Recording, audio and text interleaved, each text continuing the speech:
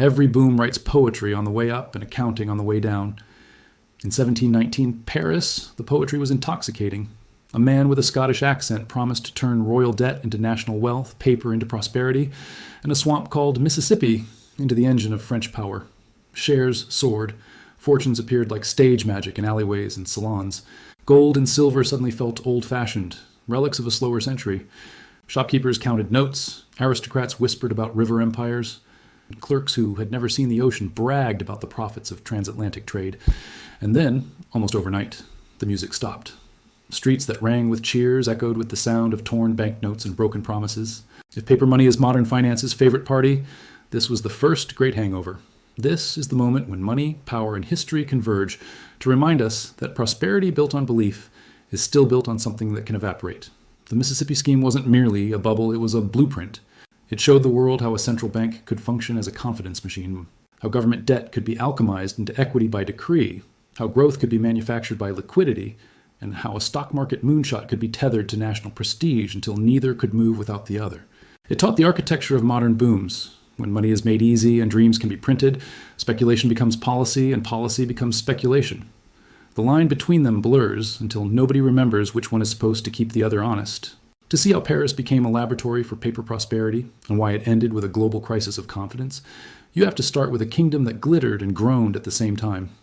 Louis XIII, the Sun King, left France both magnificent and broke. Palaces and wars don't pay for themselves. The tax system missed the most powerful shoulders and crushed the rest. By 1715, the monarchy's balance sheet sagged with promises the crown could scarcely honor. Creditors demanded hard money. The economy needed relief. Confidence frayed like an old banner. Enter John Law, gambler, mathematician, exile, and evangelist of a radical claim. Money should match the needs of trade, not the contents of a vault. If currency could expand with commerce, he argued, interest rates would fall, business would revive, and the nation could grow its way out of the chokehold. Paper, issued by a bank and anchored to productive assets, would be not a trick but a tool, an instrument tuned to the rhythm of exchange instead of the rattle of coin. It sounded like alchemy because it was, not the conjuring of gold, but the conjuring of belief. Law got his chance. In 1716, he founded the Banque Générale, a private bank with permission to issue notes, paper promises, redeemable in coin. The notes were convenient, uniform, and crucially, accepted for taxes at favorable terms. That single policy soldered public authority to private paper. It gave a banknote a purpose beyond trust, utility. Commerce stirred, discounts narrowed. The notes often traded at a premium to metal because the state, the largest debtor and creditor, preferred them. The case for expansion wrote itself. If notes lubricate trade, more notes mean more trade. If lower rates help business, lower them more. What harm could there be if every promise could be converted on demand? But notes alone couldn't cleanse the monarchy's debts. Law needed a grander machine, one that would absorb the old obligations and mint a future bright enough to blind the skeptics. In 1717, he launched the Compagnie d'Occident, the Mississippi Company, granted a monopoly over French trade and development in the vast Louisiana territory.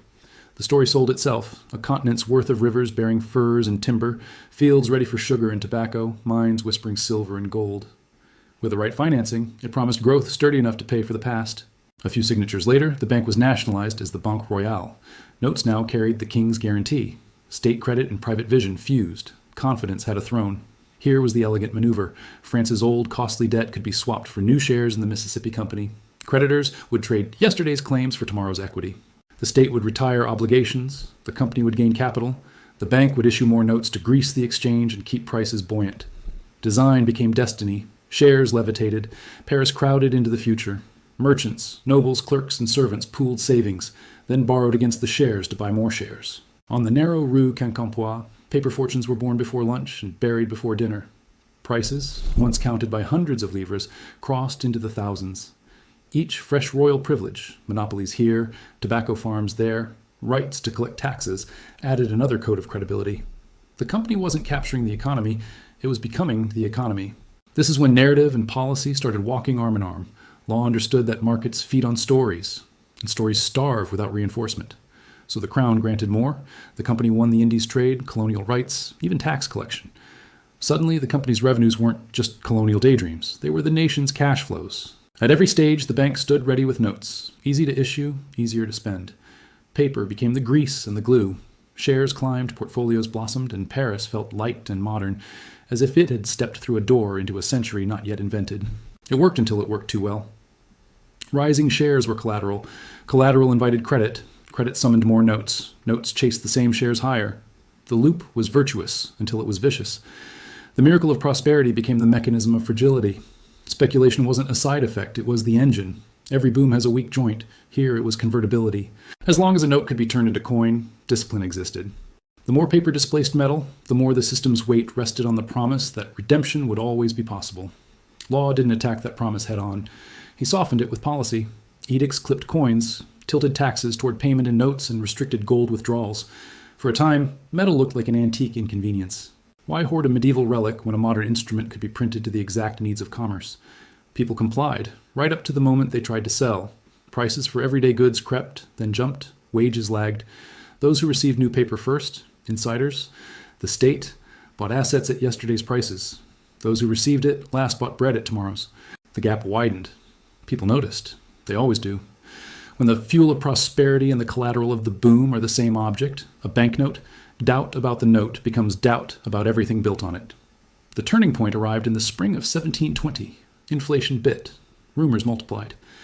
The crown tried to grab the steering wheel with a grand reset by decree. Share prices and banknotes would be managed, devalued in stages to tame the frenzy without collapsing the structure.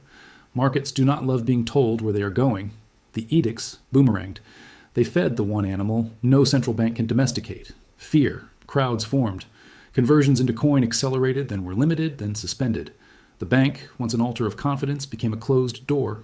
When people cannot turn promises into reality, they turn promises into fuel. Rue Quincampoix darkened. Fortunes evaporated. Shopkeepers refused notes. The company's grand claims, mines, colonies, monopolies, looked like what they had always been, projections waiting for ships that hadn't sailed. By autumn, the frenzy was ash. Law slipped out of Paris. The Mississippi dream couldn't be printed fast enough to outrun gravity. Every party has a bill. France's bill was decades of suspicion toward paper money. Investors felt humiliated. The public felt betrayed. The monarchy, already fragile, burned another slab of credibility it couldn't afford. The economy, briefly animated by easy liquidity, sagged under the weight of broken trust. Taxes still needed collecting. Wars still wanted paying. But the friction of disbelief made every future policy harder. The most durable residue wasn't the price chart. It was cultural memory. Paper promises are political, and politics is unstable.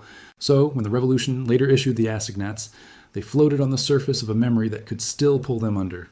Strip away the glamour, and the Mississippi scheme resolves into a tight loop. A bank, backed by the state, issues notes to lubricate trade and raise asset prices. Old obligations get swapped into new corporate shares. Privileges pile onto the company to justify its ascent and create the appearance of revenue that validates the price. Convertibility pressure builds as paper displaces metal. Confidence concentrates in the note. Any wobble in the currency becomes a quake in the market. Call it the confidence flywheel. When it spins, prosperity feels engineered. When it seizes, policy becomes a stack of circular references. Across the channel, the South Sea Company watched and copied the playbook. Swap debt for equity, promise distant riches, ride the curve higher. Britain, however, had two guardrails France lacked: a deeper, more liquid market and government debt, and a fiscal apparatus that, for all its sins, was more comfortable taxing winners than commanding prices. The South Sea bubble still burst, spectacularly, but England's financial system learned to coexist with paper promises. France recoiled. 2 experiments, 1 year, twin outcomes, one society scarred but adaptive, the other wounded and wary. The mechanics were universal. The lessons were local. People like to say bubbles are born out of greed. That's incomplete. Bubbles form when 3 triangles align. The state triangle, a fiscal need, political will, and a tool that looks painless. The market triangle, liquidity, a plausible story, and the promise of outsized gains. The public triangle, social proof, new money, and the fear of being left behind. John Law supplied the tool. The Mississippi Company supplied the story. Paris supplied the fear of missing out. The Crown supplied the urgency of debt. Geometry became destiny. You live far from those streets, and yet not far at all. We have independent central banks and visible balance sheets, stress tests, and the calming language of macroprudential policy. We also have something law would recognize instantly: the temptation to solve real problems with price rather than production.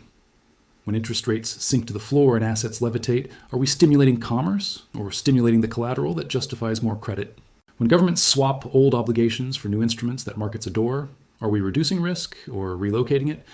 When money growth outruns real output long enough, who buys early with easy credit and who buys late with higher prices? None of this is conspiracy. It is policy. And policy, under pressure, rhymes with the past. Why do hangovers hurt more than the party felt good? Because creation is central while redemption is local. Notes and credit can be issued broadly.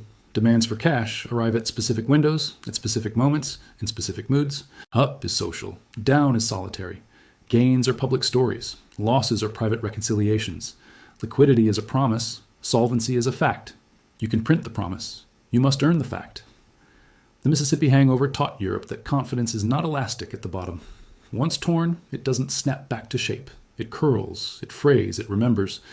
So what survives when paper doesn't? Real cash flows, real options, real restraint.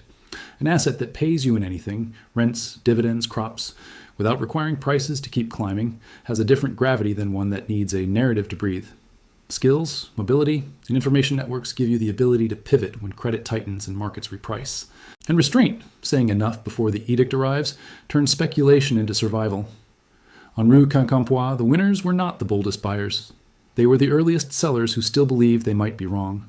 Defenders of law's experiment make a fair point. Paper money jump-started trade, lowered rates, and gave France a taste of modern finance. Without experiments, we would still be counting coins in dark rooms. But the defense confuses two things: the price of confidence and the presence of prosperity. Notes can bridge tomorrow into today if tomorrow brings production. When policy becomes the profit model, the bridge ends in midair. Laws machined to more than lubricate commerce. It merged the nation S narrative with a single asset, S narrative so tightly that prudence felt like treason. Prices were asked to validate policy, and policy was asked to validate prices, until each depended on the other's next breath. If you want a field map you can use, listen for the merger of money and story. When a country's prestige is stapled to a price chart, gravity is rebranded as sabotage. Track privilege stacking. Every new right and monopoly offered to a favored vehicle is another layer of political risk pretending to be revenue. Listen for the soft artillery of convertibility creep, the temporary limits, the orderly market interventions, the phrases that sound like seatbelts and act like handcuffs. Measure who gets the new money first. If insiders buy assets with cheap credit while everyone else buys groceries with expensive cash, you already know how this ends. History doesn't hand out certainties. It hands out antennas, raise them, strip the legend away, and John Law's real invention wasn't paper money. China used it centuries earlier. It wasn't the joint stock company. The Dutch wrote that manual. His invention was political liquidity, the fusing of state solvency, market speculation, and public dreams into a single machine, and then running that machine on narrative fuel. You live in the long tail of that invention. Every time a central bank massages expectations, every time debt becomes wealth by decree, every time a boom asks to be managed rather than measured, that is the faint echo of a Scottish voice arguing that belief, properly directed, can become prosperity. Sometimes he is even right, until he isn't. Stand for a moment in that narrow Paris street. It smells of ink and sweat and horse. Men and women hold slips of paper like talismans. A clerk shouts the latest price. A noble grins at a merchant he would have ignored last year. A servant folds a note into a coat lining and touches it for luck. In a room not far away, a minister drafts an edict that will change the arithmetic of their hopes by 10% before breakfast. The bank's doors, once thrown open like a promise, are watched now with narrowed eyes. The crowd swells, hesitates, surges again. Somewhere a rumor takes the shape of a decision. Somewhere else a decision takes the shape of a run. The sound of prosperity is chatter. The sound of doubt is footsteps. The Mississippi scheme wasn't a detour. It was the first paved mile of a road we still travel. It taught governments that credit can be policy. It taught markets that policy can be a trade. It taught the public, painfully, that paper prosperity feels real, right up to the moment it doesn't. So when you hear that this time is different, remember the bank that promised redemption until it didn't. The company that became the economy, until the economy became the company. The state that tried to legislate gravity and the people who learned that belief is the easiest thing to print and the hardest thing to redeem. The goal is not to abolish paper. It is to keep it honest by refusing to mistake momentum for wealth and narrative for income. Prosperity comes from production, and production comes from time, effort, and the discipline that resists turning every problem into a price. When a nation's story and an asset's story are stapled together, ask who holds the stapler. When liquidity feels like growth, ask who is being paid and in what. When the bridge from today to tomorrow is built out of promises, ask where it lands. Every boom writes poetry on the way up and accounting on the way down. Read both. If this gave you a new perspective, hit subscribe. History has the answers. I'll show you where to look.